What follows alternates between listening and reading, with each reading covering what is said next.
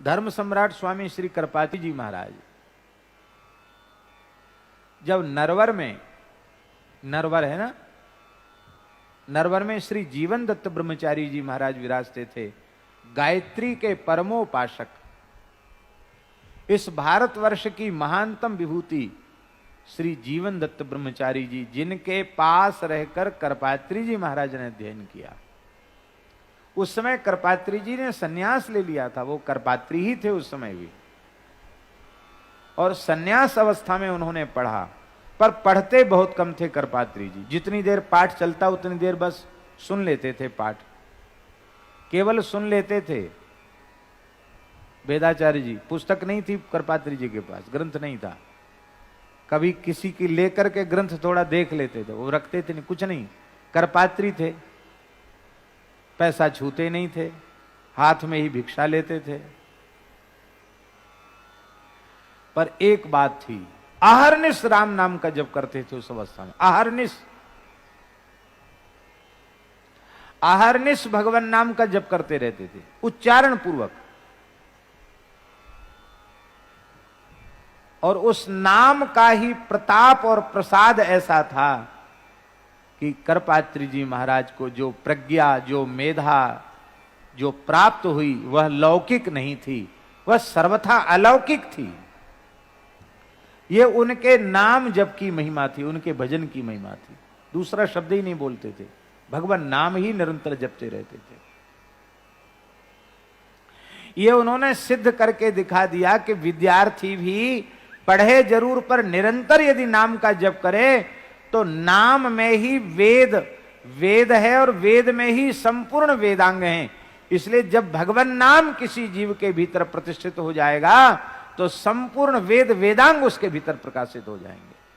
अपने परिश्रम पुरुषार्थ से जो ज्ञान होगा वो लौकिक ही होगा ज्ञान, किंतु जो भगवत कृपा से होगा वो अलौकिक होगा। तो उन्हें जो कुछ ज्ञान मिला था वो कोई मनुष्य की प्रज्ञा से प्राप्त होने वाला ज्ञान नहीं था, अलौकिक ज्ञान था।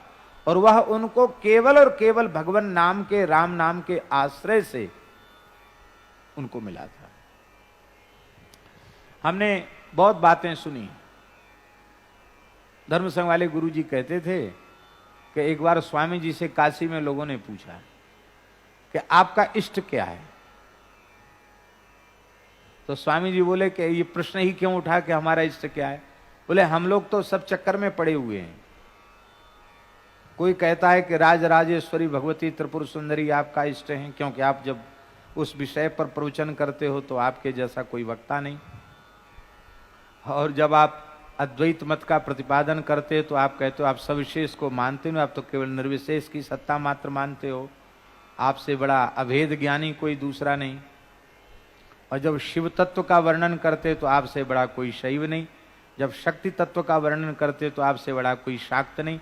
आप तो जो कहने लग जाओ बस उसी में लगता है कि हम लोग तो बड़े चक्कर में पड़ गए कि आपके इष्ट गणेश जी हैं कि शिव जी हैं कि नारायण हैं कि सूर्य हैं, कौन है आपके इष्ट।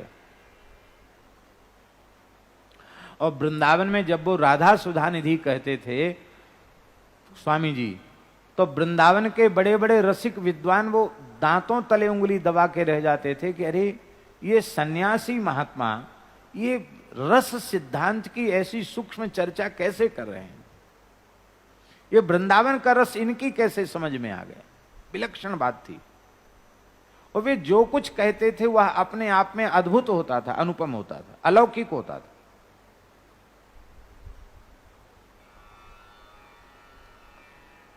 तो स्वामी जी हंस करके बोले कि आप लोग कहते ये बड़े रहस्य की बात है कि हम लोग निश्चित ही नहीं कर पाए कि आपका इष्ट क्या है।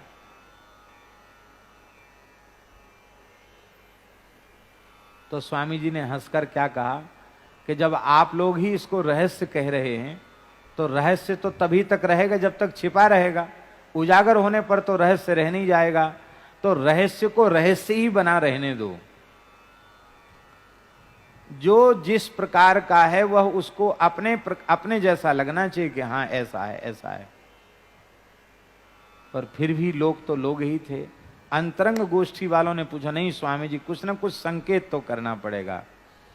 तब उन्होंने कहा कि अच्छा एक बात बताओ, मैं चाहे जैसा प्रवचन करता हूं, राजनीतिक प्रवचन करता हूं या धार्मिक प्रवचन करता हूं, किसी भी सभा में प्रवचन करने के लिए जब प्रस्तुत होता हूं तो सबसे पहले मैं क्या बोलता हूं, बस इतना संकेत कर दूंगा। तो स्वामी जी बोलते थे, हरि ओम तत्सत श्रीमते रामचंद्राय नमः, ओम नमः परमहंसा स्वादित चरण कमल चिन्मकरंदाय भक्त जनमानस निवासाय श्री रामचंद्राय, श्री राम जय जय राम। चाहे देवी पर प्रवचन करें, चाहे देवता पर प्रवचन करें, वो सब जगह राधा सुधाधि पर प्रवचन करते तो भी कीर्तन श्री राम जय जय राम, श्री राम जय जय राम। उन्होंने स्वीकार किया कि राम जी हमारे इष्ट हैं, पर बात इतनी सी है कि उन राम जी को ही मैं सर्व रूप में देखता हूं। वे राम जी ही मेरे गणपति हैं, वे राम जी ही मेरे शिव हैं, वे राम जी ही मेरी शक्ति हैं, सब कुछ मेरे लिए राम जी हैं। इसलिए मैं जिस तत्व का वर्णन करता हूं उस तत्व के रूप में श्री राम तत्व का ही वर्णन करता हूं। ये उनकी अद्भुत बात थी। ये बात पूज्य धर्म संघ वाले गुरु जी के मुखारविंद से सुनी हुई बात है।